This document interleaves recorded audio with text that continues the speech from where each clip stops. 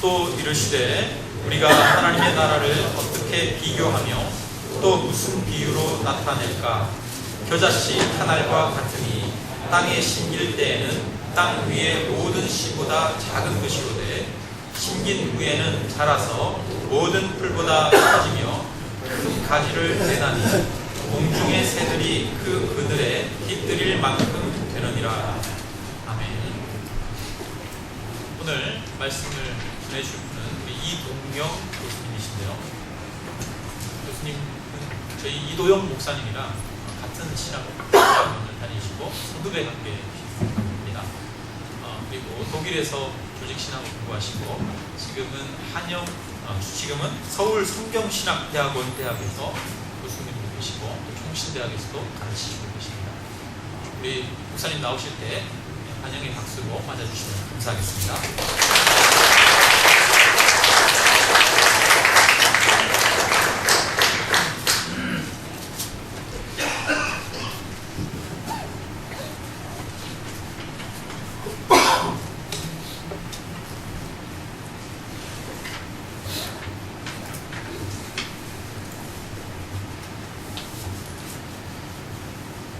반갑습니다.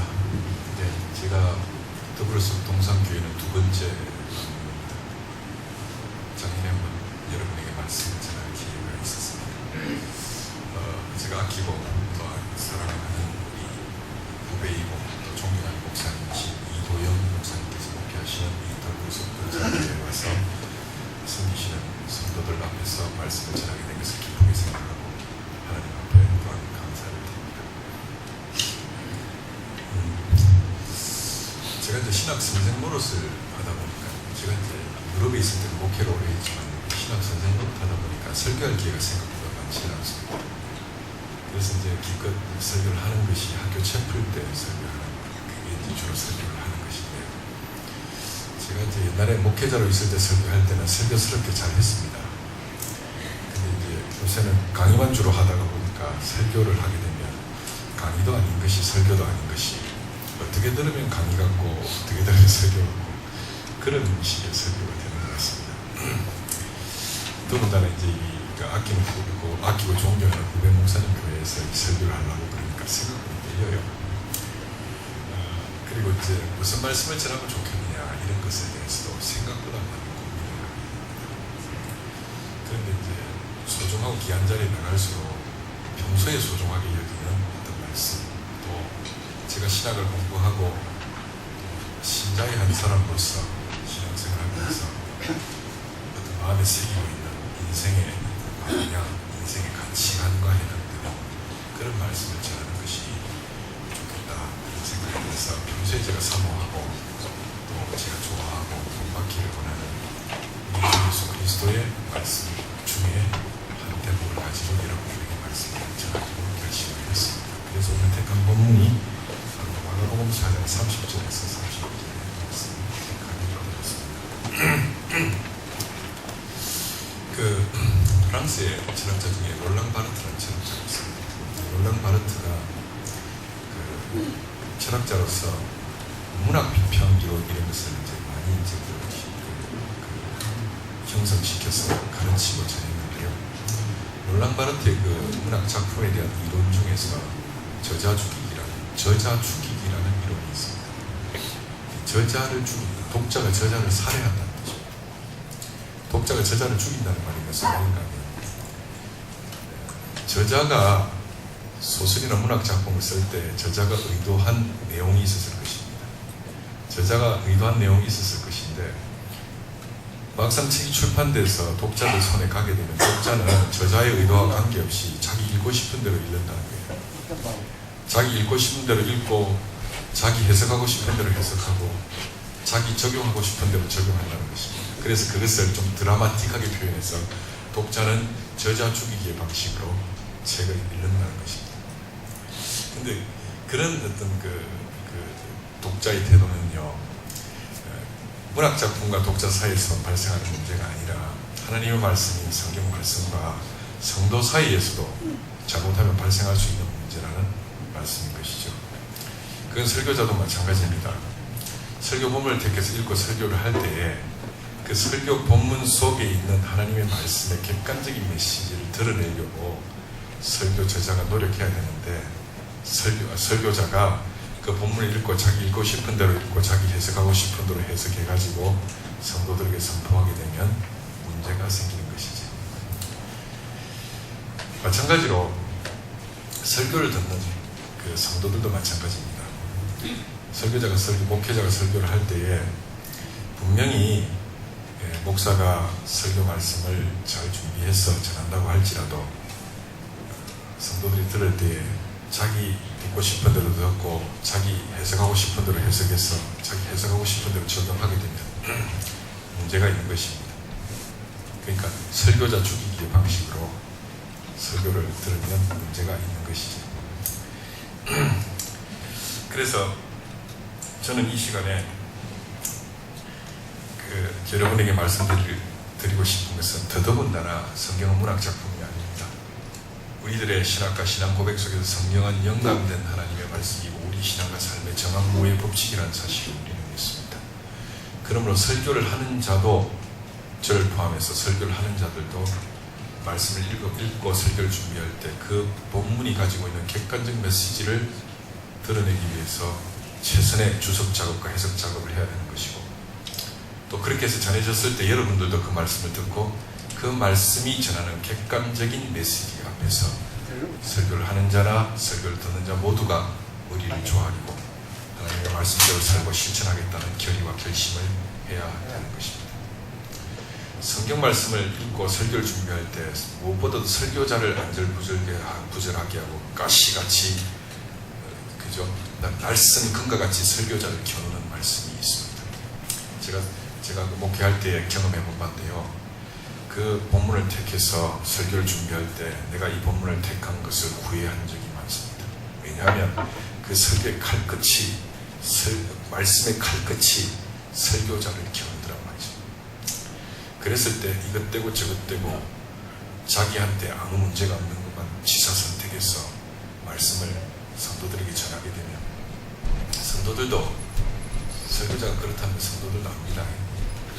성도들도 설교자가 본문을 대하는 그런 방식으로 설교자의 말씀을 대하게 될 거고, 설교의 내용 중에 잣대고 폿대고 닷대고 자기 하나의 유리한 것만 받아들이고 자기의 삶과 생애를 겨누는 칼날과 같은 말씀 앞에서는 그것에 대해서 순종하고 그 말씀대로 살고 실천하겠다는 마음과 결의보다는 예배가 마치면 노여움을 가지게 되고 분노하게 되고 이런 일들이 발생할 수가 있습니다. 그래서 우리가 말씀드리고 싶은 것은 설교자나 설교를 듣는 자 모두가 하나님 말씀 앞에서 겸허하게 모든 것을 내려놓고, 그죠?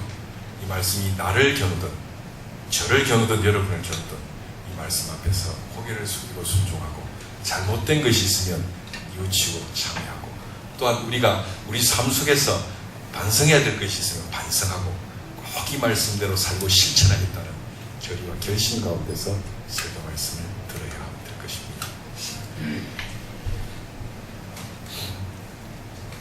이 복된 주일을 맞이해서 성삼일체 하나님께 예배를 드리는 사랑하는 성도 여러분 모두의 머리 위에 성령님께서 당신 품에 여러분 모두를 품으시며 어루만지시고 위로하시고 고쳐주시기를 성부와 성자와 성령의 이름으로 축원합니다.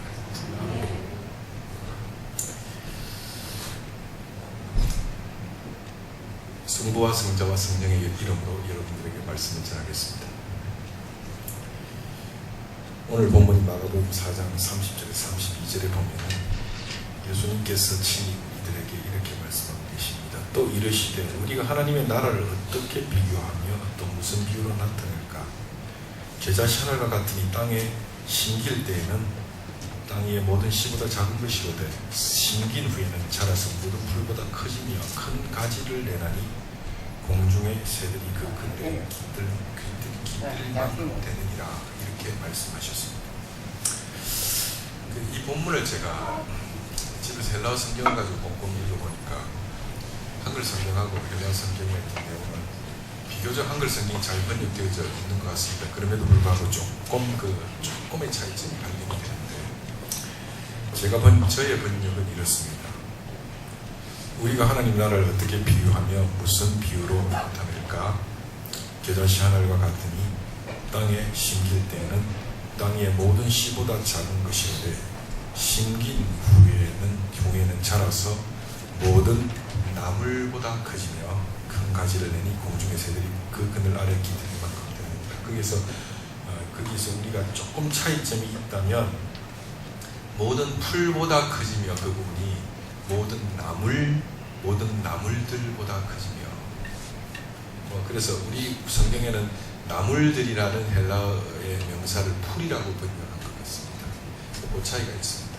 그 부분을 조금 우리가 주의를 가지고 상기하면서 제 설교를 따라와 주시면 좋겠습니다. 먼저 이 본문의 성격을 말씀드리겠습니다. 이 본문의 성격은 전형적인 비유입니다. 즉, 이 본문의 장르는 비유라는 말씀입니다. 예수님께서 말씀을 전하시고 하나님 나라의 비밀을 선포하실 때에 예수님께서는 절겨 비유라는 방식을 가지고 하나님의 말씀을 전하고 하나님 나라의 비밀을 선포하셨습니다. 왜냐하면 하나님 나라의 넓고 깊고 맑은 어떤 그 뜻을 전하기 위해서 개념을 가지고 이야기하게 되면 사람들이 대부분 못 알아들을 것이기 때문에 쉬운 비유를 가지고 예수님께서 하나님 나라의 비밀을 유무식, 그러니까 많이 배운 사람이든 못 배운 사람들이든 다 이해할 수 있도록 그렇게 전하셨습니다. 원래 비유라는 어떤 그 장르는 뭐냐 하면 어려운 내용을 쉽게 설명할 때 채택한 방식이 아니겠습니까? 오늘 본문은 전형적인 예수님께서 하신 비유의 말씀 가운데 하나입니다. 예수님께서 특별히 하나님 나라를 선포하실 때 절겨 비유를 사용하셨습니다. 그래서 오늘 이 본문의 장르적 성격은 비유라고 할 수 있겠습니다.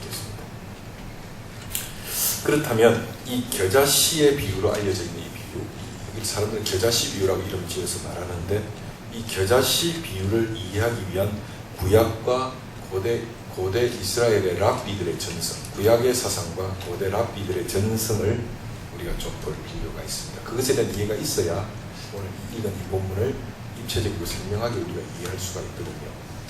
그래서 이 말씀의 배경이 되는 고대 이스라엘, 즉 구약과 고대 이스라엘 랍비들의 전승에 대해서 잠시 여러분들에게 말씀을 드리겠습니다. 이게 소위 말하자면 세계사 월드 마운틴, 또는 벨트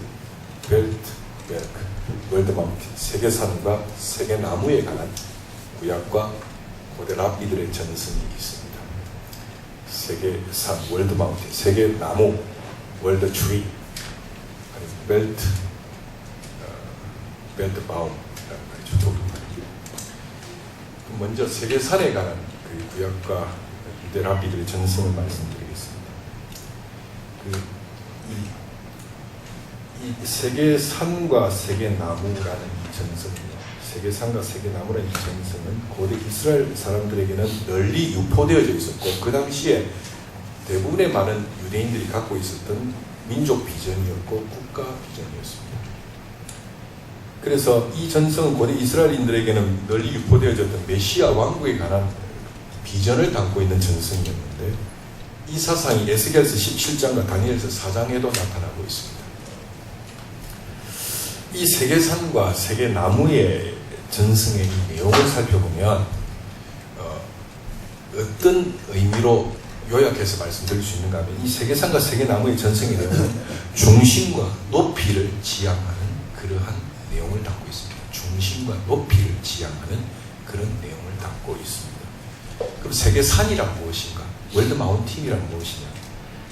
고대 이스라엘 사람들은 여호와 하나님과 언약을 체결했던 시내산, 시내산에서 고대 이스라엘 백성들이 하나님과 언약을 체결하지 않습니까? 그래서 하나님은 이스라엘의 하나님이 되시고 그들은 그들의 백성이 되는 그러한 중요한 언약을 시내산에서 체결하는데 이걸 이제 구약신약에서는 시내산 언약이라고 하는데 이 고대 이스라엘 사람들은 여호와 하나님과 언약을 체결했던 시내산을 세계의 중심이 되는 산, 세계의 중심이라고 생각했습니다.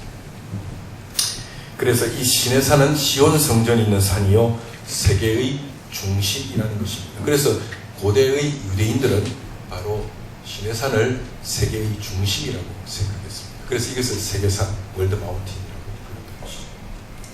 그럼 세계나무란 건 뭐냐?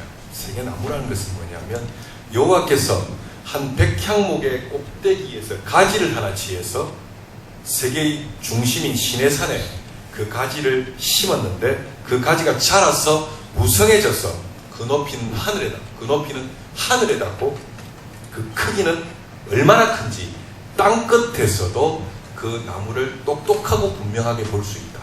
그래서 시내산에 그죠? 백향목의 가지를 취해서 시내산에 심은 그 나무를 높이 자라서 그리고 크게 자라서 세계 땅 끝에서도 그 나무를 볼 수 있는 나무니까 그 나무를 세계나무라고 불렀습니다. 그래서 이 세계산은 이스라엘을 상징하고 세계나무는 이스라엘 민족을 상징한다고 그들은 생각했던 것입니다. 그래서 이 세계산이라는 것은 바로 세계 중심이니까 이게 중심을 지향하는 국가 비전이고요. 세계나무는 높이 자라서 하늘 끝까지 자라서 모든 만민이 땅 끝에서 볼 수 있으니까 이것은 높이를 지향하는 비전이라고 할 수 있겠죠. 그래서 유대인들은 이 세계산과 세계나무의 비전을 통해서 자기 민족이 세계의 중심되는 민족이 되고 그리고 세계에서 가장 높은 민족이 된다는 국가 비전을 그들은 가지고 있었던 것입니다. 그래서 메시아의 왕국이 도래하면 우리 유대 민족은 이스라엘 민족은 세계의 중심이 될 것이고 그리고 우리 민족의 위상은 모든 제국 중에 모든 열강 중에 가장 위대한 열강이 될 것이라는 그런 국가 비전을 그들은 이 비전들과 함께 꿈꾸고 열망했던 것입니다. 그러면 왜 이스라엘 민족은 이러한 비전을 꿈꾸었는가? 라는 질문이 제기되는 것이죠. 그들은 당시 주변 열강들로부터 억압과 착취를 당했던 민족입니다. 그래서 그들이 꿈꾸었던 메시아 왕국은 세계 만민이 흠모할 만큼 중심에 위치하며 그 높이는 하늘에 닿을 만큼 높이 우뚝 서 있는 그런 나라를 그들은 꿈꾸고 열망했던 것입니다. 그래서 그들만이 배타적으로 하나님과 교제하며 세계의 중심에 서서 세계를 지배하는 그런 세계 제국을 유대인들은 메시아의 나라로 꿈꾸었던 것이고 세계산과 세계나무의 비전과 더불어 그러한 메시아의 나라를 꿈꾸고 열망하고 기대했던 것입니다.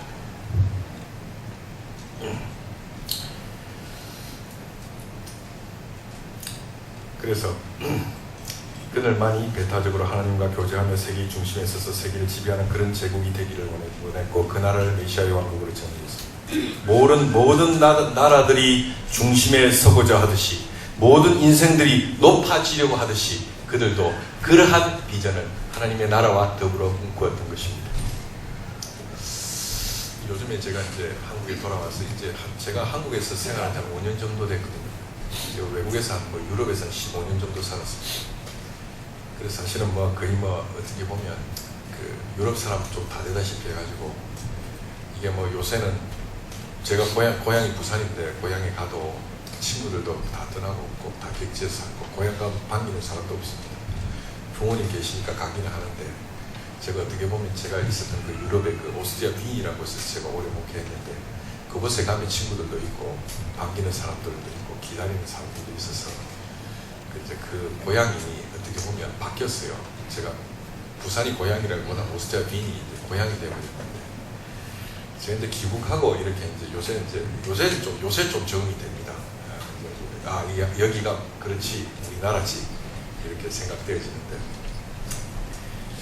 제가 이제 와서 듣는 이야기 중에 좀 슬픈 이야기가 뭐냐면 수저론에 대한 이야기를 제가 좀 들어요. 언젠가도 수저론에 대한 이야기가 있더라고. 그래서 이 수저라는 게 태어날 때부터 수저를 물고 태어난다 그래요. 응애할 때부터. 그래서 금수저를 물고 태어나는 아기들도 있고 은수저도 있고 그 다음에 동수저도 있고 흑수저도 있다는 것입니다. 태어날 때부터 이게 수저를 물고 태어나고 이 수저를 물고 태어난 걸 가지고 평생의 모든 일생이 좌우가 된다라는 것이죠. 그래서 얼마 전에도 기사에서 보니까 서울대학을 다니는 어느 학생이 이 수저로 그죠? 자기의 물고 나온 수저를 비관해서 투신을 하고 하는 일들이 발생하고 있는 것입니다. 제가 이제 대학에서 그 학생들을 가르치는 입장에 있기 때문에 우리 젊은이들 만나게 되거든요. 그래서 뭐 어린 학생들 이렇게 만나서 이야기도 하고 상담도 하게 되면요, 생각보다 우리 젊은이들이 좌절이 큽니다. 큰 좌절을 갖고 있어요. 왜 좌절이 있느냐면 아무리 힘들어도요, 희망이 있으면 좌절이 없습니다. 그런데 이 수저론이라는 것은 근원적으로 젊은이들에게 희망이 없다는 것을 보여주는 하나의 그죠, 아주 그 극적인 비유거든요. 그리고 가슴 아프게 공감이 되기 때문에 정말 답답한 노릇인 것이지요. 그러다 보니 요새는 사주 운명 철학 이런 게 유행을 합니다. 왜냐하면 수저론보다는 그 명리학이라는 거 있죠. 그 명리학이 좀 더 희망적이거든요. 수저론은 태어날 때 부모의 신분이 수저가 되어서 그 아이들의 일생을 좌우한다는 그거는 어떤 뭐 아무리 노력해도 안 된다는 이야기를 담고 있는 이야기니까 굉장히 절망적이죠. 근데 명리학은 거기 비하면 좀 희망적입니다. 왜냐하면 부모의 신분이 자기의 인생을 좌우하는 게 아니라 태어날 때 생년월일 시를 어떻게 타고나냐에 따라서 인생이 다를 수 있다. 왕후의 시가, 왕후장상의 시가 따로 있는 게 아니다. 태어나는 시간만 잘 타고 태어나면 걔가 왕후장상이지 애비가 왕이라서 지가 왕인 것은 아니다. 태어날 때 거지의 사주를 갖고 태어나면 걔는 거지가 되는 거고, 거지에게 태어나도 생년일 시가 왕후의 장상의 시를 받고 태어나면 걔는 제왕이 될 수 있다. 나름 이 정도는 되니까 수저론보다는 희망적이잖아요. 그 이야기가 사실은. 그러다 보니까 요새 명리학이 유행하고 있고, 제가 교보에 가보니까 명리학에 관한 책들이 베스트셀러에 그죠, 랭크되어 있고 대중들이 그 책을 사서 읽는 명리학 열풍을 맞이하고 있는 것입니다. 이런 것들이 왜 그렇게 유행하느냐면 이 문화현상은 이 수저론이 갖고 오는 반작용이라고 저는 생각합니다. 그런 의미에서 우리 교회가 정말로 젊은이들의 미래를 바라보며 그들에게 희망이 되어주는 공동체가 되고, 그들에게 희망을 담보하는 이해를 우리가 설계함에 있어서 우리 공동체가, 우리 기독교회가 그죠, 그들에게 꿈과 희망을 줄 수 있는 미래를 위한 헌신을 하지 않는다면 정말로 우리 시대는 어려운 상황으로 몰려가고, 우리 젊은이들이 정말로 좌절하면서 일부는 이 땅을 떠나게 될 것이고, 일부는 이 속에서 정말 고통과 절망 가운데서 살아가게 될 거라는 사실입니다.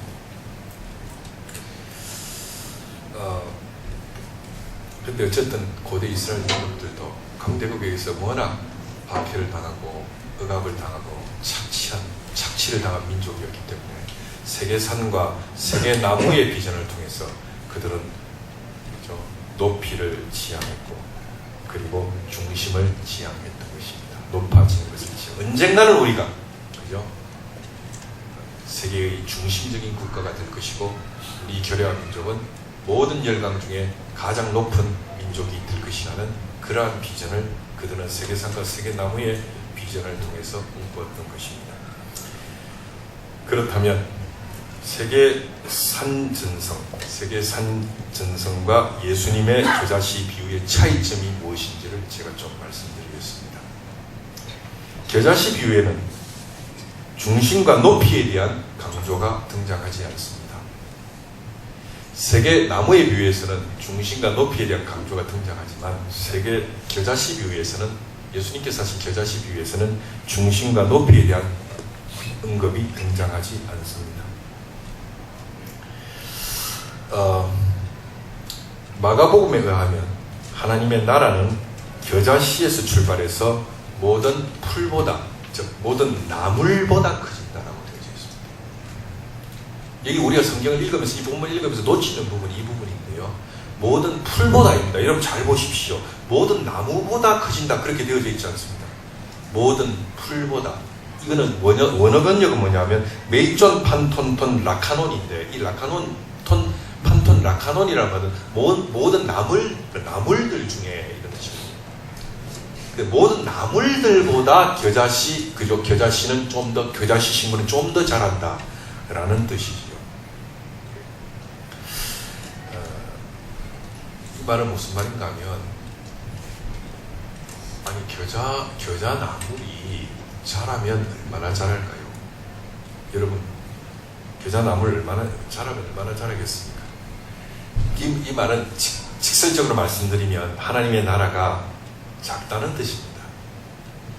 하나님의 나라가 이렇게 작다니 무슨 불경한 말이냐, 이런 질문이, 이런 반문이 우리가 있는 것이죠. 왜? 하나님의 나라는 겨자씨 나물이 자라는 건데 이 나물이 다 자라봐야 모든 나물보다 커진다라는 것이니까 이 나라는 작은 나라다, 높은 나라가 아니다, 큰 나라가 아니다. 하나님의 나라는 예수님의 비유에 따르면 나물들보다 조금 더 큰 것에 불과한 것입니다. 이거는 그 당시에 세계나무와 세계산의 민족 비전을 갖고 있었던 유대인들이 들었을 때는 굉장히 불경하기 짝이 없는 이야기고, 그죠? 바리새인과 사두개인들이나 서기관들이 들었을 때는 정말로 이것은 굉장히 불손하고 불온한 말처럼 들릴 수 있는 말입니다. 그러면 하나님의 나라는 예수님의 비유에 따라서 나물들보다 조금 더 큰 것에 불과하다는 이 말은 도대체 무슨 말이냐? 라는 질문이 제기되는 것입니다. 여러분, 겨자나물의 크기가 어느 정도 되는지 아십니까? 겨자나물은요, 다 자라면요 1m 남짓으로 자랍니다. 한 1m, 그러니까 이 나무보다 작은 거죠. 1m 하면 이게 다 자라봐야 1m 남짓 될 뿐입니다. 작은 키를 가진 식물인 것이죠. 그리고 여러분, 겨자나물의 서식 형태가 어떤 것인지 아십니까? 겨자나물의 서식 형태는 하늘을 향하여 꼿꼿하게 높이 자라는 그러한 것이 아니라 넝쿨이 되어 주변을 뒤덮는 서식 형태를 가지고 있습니다. 겨자나물 한번 여러분 재배해 보십시오. 말이 길어야 1m 정도 자라고요. 서식 형태는 꼿꼿이 고개를 쳐드는 게 아니고요. 서식 형태는 넝쿨이 되어 주변을 뒤덮는 서식 형태를 가지고 있습니다. 겨자씨 비유를 통해서 예수께서 이야기하신 하나님의 나라는 어떤 나라냐? 하나님의 나라는 다 자라도 초라하고 볼품없이 보이는 겨자나무와 같은 것이다. 세계의 중심에서 도도하고 꼿꼿하게 하늘 높이 자라는 것이 아니라 주변부에서 넝쿨처럼 하찮게 존재하게 되는 하찮은 모습으로 존재하는 그런 나라라는 말씀입니다. 겨자씨 뒤에 나타난 하나님의 나라, 이 하나님 나라는 보잘것없는 모습으로 우리에게 다가온다는 것입니다. 하나님 나라는 보잘것없는 모습으로 우리 곁에 다가온다. 겨자씨에 비해서 하나님 나라는 위대함이 아니라 왜소함으로 우리들에게 다가옵니다. 하나님 나라는 보잘것없는 모습으로 우리 곁에 가까이 다가옵니다. 높음은 낮음으로 변하고 중심은 주변에게 자리를 양보합니다. 도대체 왜 예수께서는 당시 자신의 민족들 사이에 널리 유포되어져 있었던 세계상과 세계수로 대변되는 그렇게 위대한 하나님 나라의 비전을 거부하고 하필이면 이렇게 초라한 하나님의 나라의 비전을 겨자씨의 비유를 통해서 동족인 유대인들에게 가르치셨을까요? 도대체 무슨 의도로, 도대체 무슨 고약한 심보로 그렇게 예수님께서 그들에게 말씀하셨을까요? 심통이 나서 그러셨을까요? 왜 그러셨을까요? 이 물음에 대한 대답은 다음과 같습니다. 강대국에게 압제를 당하고 온갖 고통과 시련을 겪었던 유대인들이 이 세상에 존재하는 어떤 제국들보다 더 강한 메시아의 왕국을 꾸었다면 그 나라 또한 자신의 민족과 결의를 억압하는 다른 제국들과 다를 것이 뭐가 있겠습니까? 힘의 경쟁에서 패배한 자들이 꿈꾸는 희망이 힘의 경쟁에서 다시 승리하는 것이라면 이것 또한 힘의 논리 이상의 다른 무슨 의미가 있겠습니까? 이런 하나님의 나라가 도래해본들 강한 나라가 약한 나라를 압제하고 강한 민족이 약한 민족을 억누르며 강자가 약자를 집어삼키는 우리 시대의 제국과 사회의 모습과 무엇이 다르겠습니까? 이러한 참상을 우리는 오늘날에도 목도합니다. 또 고대로 갈 필요 없이 오늘날에도 우리는 이러한 참상을 목도하는 것입니다. 세계 평화를 빙자에서 지난 세기에 그리고 이 세기에 세계 평화를 빙자해서 강대국의 패권주의와 그것에 결탁한 무기업자들의 야합을 통해서 세계 평화가 평화의 이름으로 유린된다는 사실을 우리가 실제적으로 경험하고 목도하고 있습니다. 서민들의 눈에는 피눈물이 나든 나지 않든 오로지 자신들의 권력을 가지고 부정축제와 권력투쟁에만 연연이 없는 그러한 이 사회의 정치인들과 재벌들의 모습 속에서 우리는 중심을 지향하고 높이를 지향하는 패권적 세계관과 가치관을 우리는 만나고 목도하는 것입니다. 하나님의 나라가 만약 힘이 지배하는 제국이라면 힘없고 연약한 사람들은 또다시 압제와 권력을 경험하는 나라가 될 뿐입니다. 하나님의 나라가 세계상과 세계나무의 표상처럼 그렇게 중심에 서고 높이 솟아있는 나라라면 우리처럼 보통 사람들은 쳐다보기도 힘들 정도로 머나먼 나라이고 어떻게 힘없고 연약한 사람들이 그 높은 문턱을 넘어 그 중심으로 진출할 수 있겠습니까? 하나님의 나라가 작아야 우리같이 볼품없는 사람들이 아니 이 세상에 연약한 사람들이 그 안으로 들어올 수 있지 않겠습니까? 하나님의 나라가 중심에 우뚝 솟아있는 것이 아니라 어디든 겨자나무의 넝굴처럼 널려 있어야 우리처럼 부족한 사람들이 그 안에 몸을 붙이고 살 수 있지 않겠습니까? 말 못할 어려운 사정으로 인하여 하나님 외에는 의지할 곳이 없는 그런 사람들이 주님의 나라의 보호를 받을 수 있지 않겠습니까?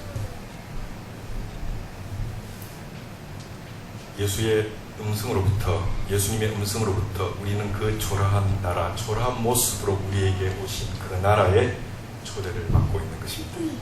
그 나라는 연약한 자들의 나라이고 애통한 자들의 나라입니다. 하나님의 나라에서 우리는 이 세상과 인간을 사랑하시어 자신을 낮추시고 종의 모습으로 오셔서 십자가에 죽기까지 복종하신 우리 주 예수 그리스도 우리의 주님을 배웁습니다. 하나님이 낮아지셨는데 왜 높아지려고 하고 하나님께서 중심이 아니라 주변이 되시는데 우리는 왜 자꾸 중심만을 지향하려고 하는가? 그 나라가 초라해졌는데 우리는 왜 뽐내고 잘난 척하고 중심만을 지향하고 높이만을 지향하려고 하는가? 우리 교회는 왜 그러한가? 우리 공동체는 왜 그러한가? 우리 사회는 왜 그러한가? 하나님의 성도들, 하나님의 백성들이라고 말하는 공직자들과 정치가들이 그렇게 많은데 왜 우리 사회는 점점 높이만을 지향하고 중심만을 지향하여 금수저론을 시대의 비전으로 양산하는가?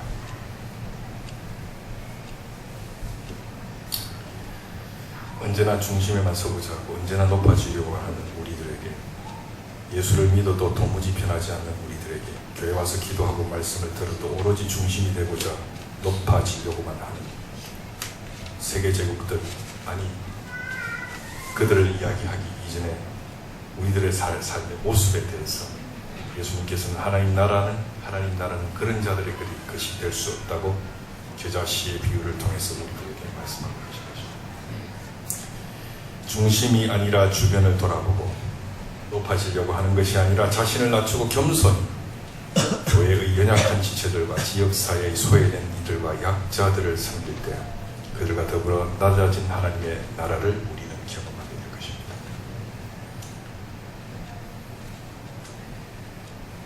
사실 얼마 전에 슬픈 사건이 하나 있었죠. 강남역에서 있었던 묻지마 살인 사건. 어린 아가씨가 살해당했습니다. 제가 알아보니까 23살인가 된다 그러더라고요. 참 꽃다운 나이에, 예쁜 나이에 참혹하게 이 세상을 떠났습니다. 그 아가씨가 어린 사람이라 더 애통하고 절통합니다. 그녀를 위해서 펼쳐졌을 그 아름다운 미래가 그 순식간에 사라지는 엄청난 비극이 발생했습니다. 제가 당사자가 아니라도 이렇게 애통하고 절통할 때 그 그녀의 부모는 어떤 마음을 갖고 있겠습니까? 참으로 애통하고 절통합니다. 그런데 여러분, 제가 이것을 좀 곰곰이 생각해 보니까요, 사회학적으로 그렇답니다. 사회학적으로 분석을 해보면 약자에 대한 배려와 보호가 없는 사회일수록 이런 묻지마 사례가 성행한다는 것입니다. 약자에 대한 배려와 보호가 없는 사회일수록 묻지마 사례가 성행한다는 것입니다. 우리 사회 묻지마 사례가 성행한다는 것은 뭘 의미하는가? 우리 사회가 약자에 대한 배려와 보호가 없는 사회라는 것이죠. 우리가 약자와 소수자가 보호받을 수 있는 사회 안전망과 정의로운 사회 제도를 구축하기 위해서 우리 그리스도인들은 선한 양심을 갖고 노력해야 합니다. 왜냐하면 우리는 이 세상의 빛과 소금으로 살아라고 주님께 명령을 받은 사람들이고 하나님의 나라의 시민과 백성으로서 지금 여기에서 뜻이 하늘에서 이루어진 것 같이 땅에서도 이루어지기를 갈망하고 열망하는 사람들이기 때문입니다. 하지만 이렇게 약자가 보호받을 수 있는 그러한 그 제도적 장치를 마련하는 것은 생각보다 쉽지 않기 때문에 우리가 노력하더라도 시간이 많이 걸립니다. 시간이 많이 걸리면 그 사이에 그죠? 보호받을 수 있는 약자들은 어떻게 하고 그리고 이러한 사회 안전망 시스템이 구축되지 않은 상황 속에 노출된 약자들은 어떻게 합니까? 그런 문제가 있는 것입니다. 시간이 많이 걸릴 것입니다. 그렇기 때문에 우리가 그들을 보호할 수 있는 법적 장치를 마련하고 사회 안전망이 구축될 때까지 우리 그리스도인들의 사명은 뭐냐 하면 약자들에게 공감하고 그들을 환영하고 환대하며 그들이 결코 홀로 고립되어 있는 것이 아니라는 사실을 그들이 느낄 수 있도록 그들에게 어머니와 품 같은 공동체가 되어줘야 합니다. 그리고 그런 공동체가 우리 더불어서 동산교회 공동체가 되면 좋겠습니다. 우리 교회의 위대한 스승, 우리 보평교회 교회의 위대한 스승이시고 교부 중 한 분이신 기프리아누스 교부께서 그리고 이 교부의 말씀을 우리 갈빈 사부님께서 인용하셨는데 기프리아누스 교부께서 이렇게 말씀하셨습니다. 교회를 어머니로 가지지 않는 사람은 하나님을 아버지로 가질 수 없다라는 유명한 말씀하셨죠. 그리고 갈빈이 기독교 강요에서 교회론을 이야기하면서 우리 갈빈 사부님께서도 그 말을 그대로 인용하셨습니다. 교회를 어머니로 가지지 않는 사람은 하나님을 아버지로 가질 수 없다라는 것입니다. 물론 교회가 우리 각자의 어머니가 되고 우리 각자의 품이 되어야 하는 것은 당연합니다. 왜 교회가 성도들의 어머니인가 하면 교회는 말씀과 성례전을 통해서 성도들을 양육하고 그리스도의 장성한 분량대로 자랄 때까지 평생을 동행하면서 성도들을 돌보고 품고 어루만지기 때문에 교회는 성도들의 어머니입니다. 그리고 마찬가지로요. 우리가 지체로서 교회를 형성하기 때문에 우리가 힘을 합쳐서 이 사회의 소외되고 약하고 소수자들에 대해서 어머니의 품 같은 우리 공동체가 어머니가 되어줘야 합니다. 그것이 주님께서 기뻐하시는 공동체고 우리가 그리스도의 몸이라는 것에 대한 참다운 의미가 되겠습니다. 저도 제 딸 어린 딸이 있는데요. 우리 딸 7살이 6살입니다. 그래서 제가 걔를 보면서 어떤 마음이 드느냐 하면 아버지가 금수저가 아니고 거의 흙수저 수준에 가까운 사람이라 우리 딸도 흙수저를 물고 흙수저론에 따르면 흙수저를 물고 세상에 태어나지만 제가 우리 딸을 보면서 그리고 저의 조국 교회의 모습을 보면서 제가 죽기 전까지 우리 딸이 어머니 교회 품 속에서 보호받을 수 있을까? 그리고 이 아이가 어머니 교회 품 속에서 자랑스러운 결의 모습을 한번 꿈꿔볼 수 있을까? 내가 죽기 전까지는 그런 확신 가운데서 내가 살다가 이 어린아이를 보면서 세상을 좀 떠날 수 있으면 좋지 않겠는가? 내가 죽기 전까지 목회자로서 무엇을 노력해야 될 것인가? 나의 딸에게 어머니 교회와 자랑스러운 결례를 우리 아이에게 선물로 주고 싶다. 이런 생각을 불현듯이 합니다. 사랑하는 형제자매, 중심이 아니라 주변을 돌아보고 높아지려는 것이 아니라 자신을 낮추고 겸손한 교회와 지역사회를 섬기는 우리 더불어서 동산교회의 형제자매들이 다 되었으면 좋겠습니다. 여러분 모두 힘을 합쳐서 교회를 어머니가 되게 해야 합니다. 우리 신자들에게 어머니가 되어야 하고 지역사회, 우리 시대의 약자들, 고통당하는 사람들, 너무나 기구한 사연 때문에 하나님 외에는 의지할 곳이 없는 그런 사람들에게 어머니의 품이 되어줘야 합니다.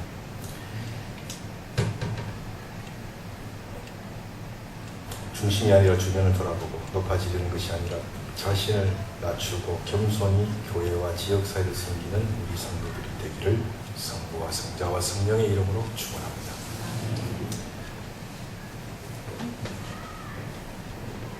말씀 다 전했습니다. 읽어야 될 내용이 없습니다. 그리고 더 이상 긴 이야기는 의미 없다고 생각합니다. 충분히 말씀드렸습니다. 우리 모두 함께 그런 공동체를 이루시기를 주님 이름으로 축원합니다. 삼일체이신 하나님께 영광을 돌립니다. 영광이 성부와 성자와 성령께 전과 같이 이제와 항상 오늘도 영원입니다. 아멘. 다 함께 기도드리시겠습니다. 아버지 하나님, 그리스도를 통하여 성령을 우리들에게 보내주시옵소서. 성령님 당신의 말씀과 더불어 역사하셔서 이 말씀을 듣는 우리 모두가 이 말씀에 머리를 조아리며 이 말씀대로 살고 실천할 수 있는 은총을 주옵소서. 우리 더불어서 동산교회 공동체가 중심이 아니라 주변을 돌아보고 높아지려는 것이 아니라 자신을 낮추고 겸손히 교회와 지역사회를 섬기는 교회가 되게 하셔서 이 어두운 시대에 빛을 비추는 복된 공동체가 될 수 있도록 도와주시고 당신의 교회를 성도들의 어머니가 되게 해주시고 이 세상의 어려운 사람들에게 어머니가 될 수 있도록 성령님께서 축복하시고 도와주시옵소서. 감사드렸고 아버지 하나님과 성령과 함께 한 하나님이시며 영원히 통치하시고 다스리시는 우리 구주 예수 그리스도의 이름으로 기도드리옵나이다. 아멘.